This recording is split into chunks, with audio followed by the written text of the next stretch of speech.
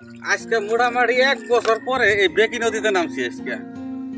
আর এই বেকি নদীর মধ্যে একটা শান্তি লাগে, মানে কি এত পরিমাণ ঠান্ডা এই পানি, যত গরমই থাকে যতই রোদ থাকে, যদি এই নদীর মধ্যে নাইমা গেলে 5 মিনিট ডুব পারন যায়, শরীর মনে হয় ফ্রিজের মতো শীতল হয়ে যায়, এত পরিমাণ ঠান্ডা।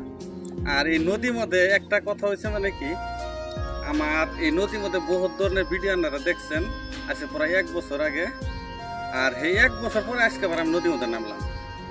আর নদীর মধ্যে বহুত ধরনের ফানি ভিডিও করা আছে আমার। আর এই যে ভিডিও বানানো আইসির থেকে দেখেন, আমার ভিডিও দেখুন না, আমার অডিয়েন্স কত অডিয়েন্স আমার কাছে তামসা দেখতেছে। আলামিন একটু দেখাই দাও করে, আমার অডিয়েন্সের একটু দেখাই দাও, ঘুরাই দেখাই, বরিয়া করে ঘুরাই দেখাই দাও ভালো করে।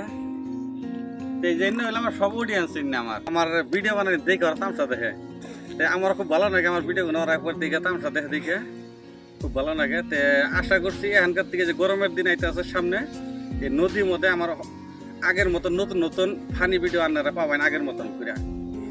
তে আজকের মতো এই তুরি, খুদা হাফেজ।